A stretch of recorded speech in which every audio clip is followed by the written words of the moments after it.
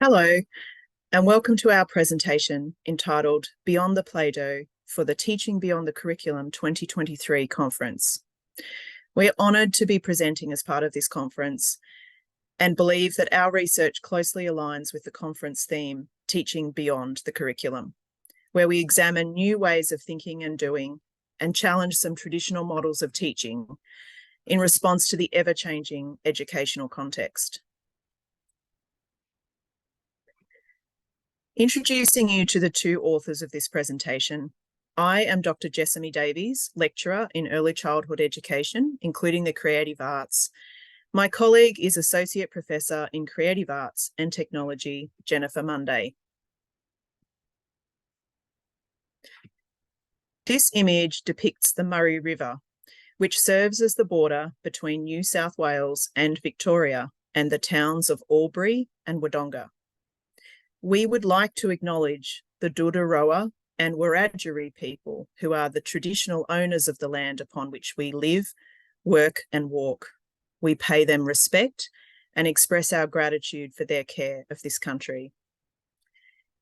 Yindia Murra Winangana is a Wiradjuri phrase meaning the wisdom of respectfully knowing how to live well in a world worth living in.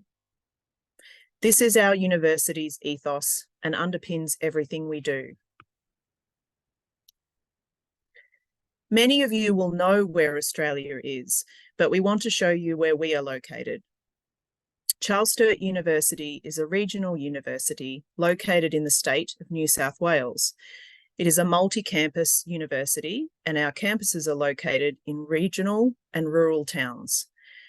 Charles Sturt has always had students enrolled in distance education, and since the advent of the internet, more than half of our students are online and in regional, remote, national and international locations.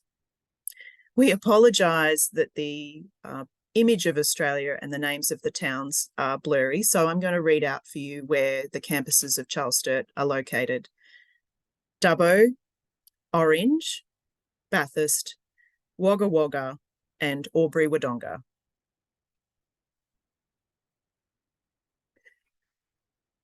This presentation will introduce a research project we are undertaking. It started with a comment by a colleague who had turned down some sessional teaching saying, quote, "It was drawing. You can't teach drawing online," end quote. Since Jenny and I have been teaching one particular creative arts subject, EMA 305, for more than 10 years in the online space, we wanted to show that it is possible to teach the creative arts effectively in the online space. In this presentation, I will give you some background to the creative arts subject, give an overview of the research project we are undertaking, talk to some preliminary findings from the data collection to date, and quickly give an idea of what is still underway for the research. The subject or course of study, called Thinking and Learning Through the Arts in Early Childhood, has, as already noted, been introducing the creative arts to early childhood teachers for more than 10 years in the online space at Charles Sturt. The students come to this degree program with a TAFE or college diploma in early childhood education, hence the title of our presentation, Beyond the Playdough. The majority of the students taking the subject are working in the early childhood sector and studying at the same time. The subject is not about the elementary practical skills of setting up a learning environment by knowing a Play-Doh or finger paint recipe. It considers the creative process and the value of engaging young children in learning through the arts. The subject covers music, media, visual arts, drama and dance for young children. As well as learning relevant theory and application of creative processes, students have the opportunity to practice applying what they're learning in the subject with the children they're working with. The text used for the subject gives the students valuable insight into research, learning, and understanding how important it is to engage young children in the process of art making, whatever the discipline. Each chapter is written by a discipline expert. We've found, though, that the most important way to turn students onto the arts is to engage them in the creative process themselves. We don't have time here to talk about all the teaching strategies in the subject, but we want to show the assessment tasks through which the students gain confidence in their own art making, such that they're then confident enough to provide learning for young children through the arts. Just a note that I will not be reading out all the text on the slides, but feel free to pause the presentation to read this if you wish to know more about what the students are being asked to do in these assessment tasks. We show students how to use a blog tool where they can engage in reflection and also show the progressive nature of creating a multi-layered artwork through images or video. We provide a series of prompts to form a focus for the artwork, which also asks for some internal thoughtfulness. The blog tool allows them to see each other's work and progress and comment if they wish. This provides a situation like the studio where the work is available to be seen by all the others also making artwork. As there's no classroom, students are using arts making materials that are available and accessible to them at home. Some choose to purchase materials especially for this assessment task, although others use what they already have on hand. Here's one example of a student's final work for Assessment 1 after thinking through and adding layers to the work. The student has given us permission to use their work. The work is not graded on whether we think it's a great work of art. Rather, how well the student has reflected on each aspect of the task and explained their process. The excerpts are from the narrative in the student blog, from the 3rd and 4th prompts, which asks students to think about how people in positions of authority view them and how they relate to a broad issue in society. I'd just like to highlight something that this student wrote in their blog. Quote, "It is the interactions with the art materials and the mental images we perceive that creates the finished product.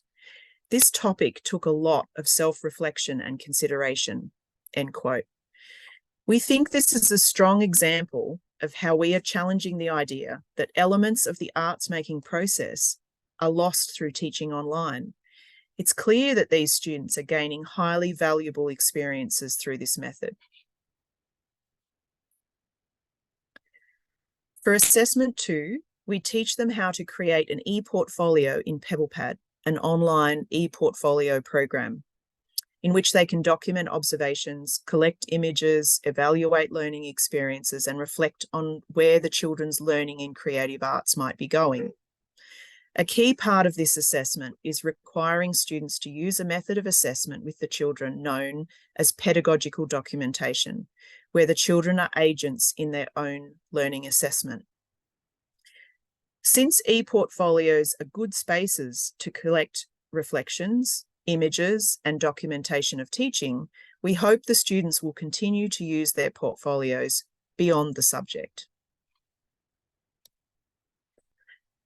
As stated on the previous slide, crucial to this assessment task is the inclusion of pedagogical documentation, which is sharing the outcomes and documentation of the learning experience with the children and listening to them talk about their work. This deepens the understanding of the children in talking about and articulating what they were thinking during their creative learning.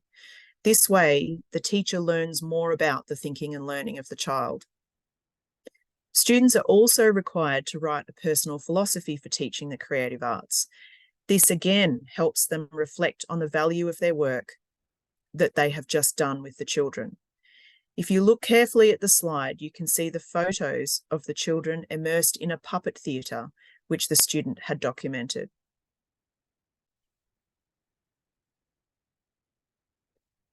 Now that we've gone over some background to the subject used for this research, I'll move on to the project itself. There are multiple stages of the research project, and those stages are not necessarily sequential. You can see in the diagram on the slide that stage 1 focused on the collection of student assessment submissions. Ethics approval has been given to collect de-identified student data once the students have graduated. These will undergo text analysis. Stage 2 focuses on voluntary student interviews from those assessment submissions which have been conducted and now pre-coded. It is this interview data which has yielded the preliminary findings we are presenting today. Stage 3 will use the findings from stages 1 and 2 to be applied to a revision of the subject. From there, in stage 4, these revisions will be used to compare with other practical subjects taught in a similar way to determine if any of these findings apply to those other subjects. Stage 5 examines the online teaching of creative arts in other educational contexts, for example, in schools, during COVID. At the same time as the various stages are being completed, we're also conducting a scoping review of the literature, and I'll briefly explain what we've done so far with that in the next slide. So just quickly regarding the scoping review, we only searched for articles within the past 10 years and specifically searched for creative arts rather than individual arts disciplines within the search parameters. Prior to the COVID crisis, for schools and educators, very few articles had been written about effective online learning in the arts. COVID has clearly been a strong driver for academic teachers to talk about their online teaching experiences. We only looked at English language articles. And from these, we were surprised to find that around a third of these articles were Australian. We supposed that Australia, being an enormous continent, already needed to use online learning and teaching to work with students across the country and in regional centres, states and overseas. There could be more international articles written in the language of the country rather than English.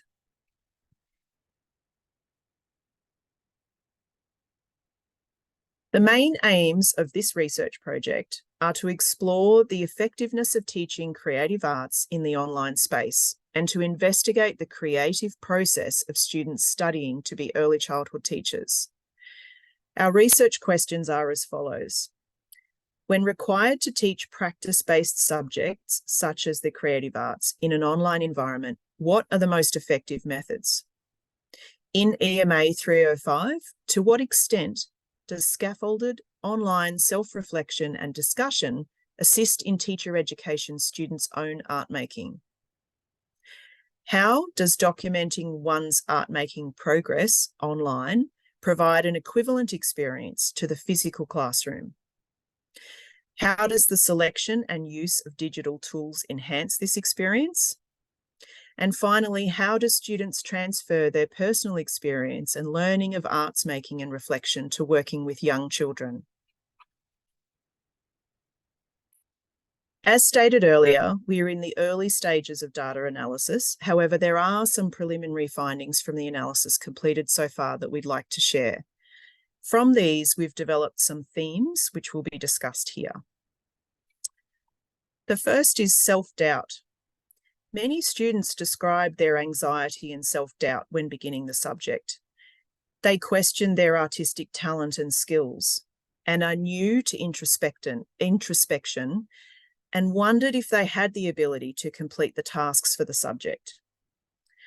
Students are also worried about the idea of others seeing their work and judging it. The teaching staff work diligently in the early stages of the subject to alleviate these concerns and emphasise that artistic skill and talent is not what's important. Rather, the focus is on the expression of ideas and concepts and then the depth of reflection on this. The learning activities within the subject scaffold students' learning around creative expression and how to engage in personal reflection. Students commented that completing Assessment 1 gave them a sense of confidence, knowledge, and understanding of creative processes and expression. Having this opportunity and experience to complete their own artwork helped them better understand how to apply this to teaching young children. The second theme is learning through sharing. One way that students described an increase in confidence in their art making and reflection is through reading the work of others and having the ability to comment on this, as well as receive comments from others. These comments are overwhelmingly positive, often providing encouragement when challenges were faced during the arts making process. Some students also reported that they gained valuable ideas for their own work by reading the work of others. Interestingly, the initial fear of sharing and being judged often becomes the most valuable aspect of the task for many students. It's possible that the online nature of this task actually helps create an environment where sharing could occur. This slide shows a screenshot from the blog tool where students are able to leave comments on one another's blogs. You can see how other students gained genuine appreciation from viewing the work of their peers.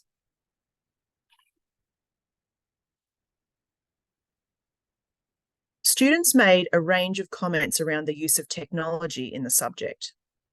These tools were the reflective blog tool for Assessment 1 and the ePortfolio personal learning platform PebblePad for Assessment 2.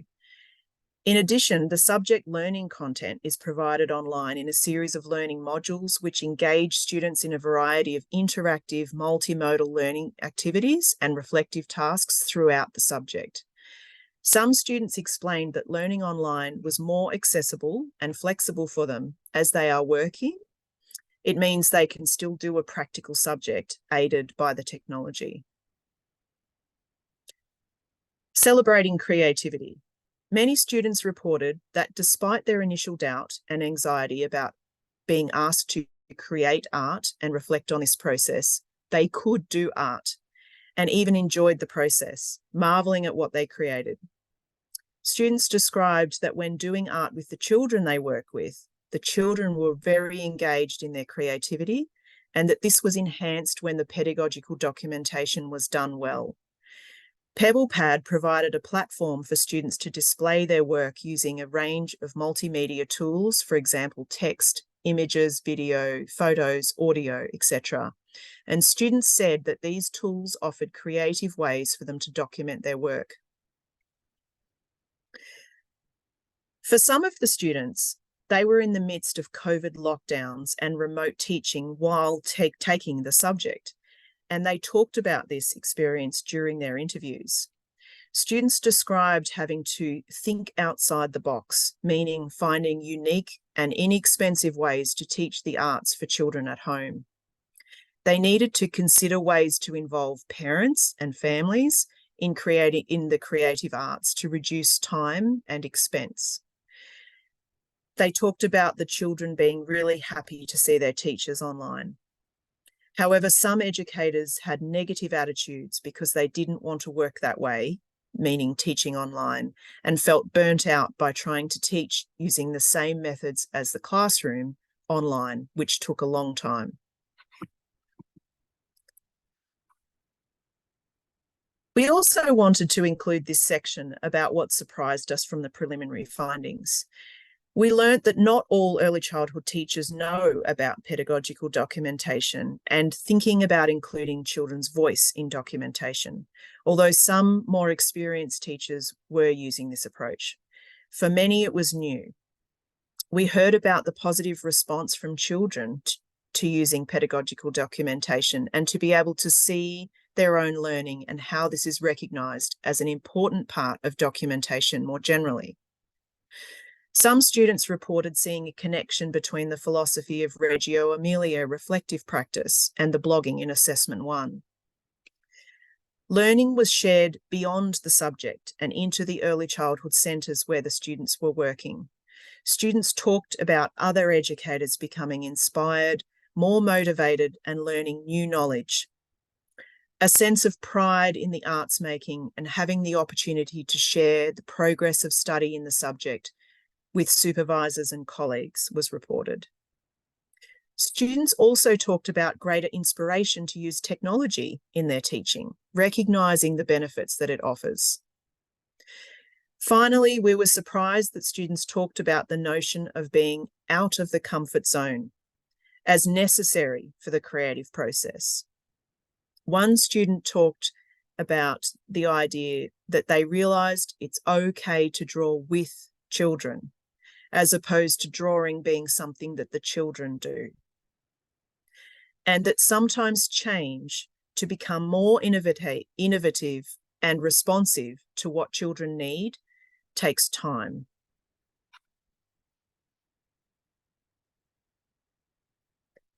The time allocated to this project has continually been limited by other research projects and teaching commitments. The data collected so far, though, has been very positive and seems to be showing the effectiveness of teaching practical subjects like the creative arts in the online space, providing the tasks and teaching strategies support the learner in a productive way. We are really looking forward to taking a deeper look at our current data as well as collecting more. We both have been very gratified by the achievements of our students in this creative arts subject. I would like to thank you for your time and attendance to our presentation, and to invite you to contact either myself or Jenny if you have any questions about our research or teaching. Thank you.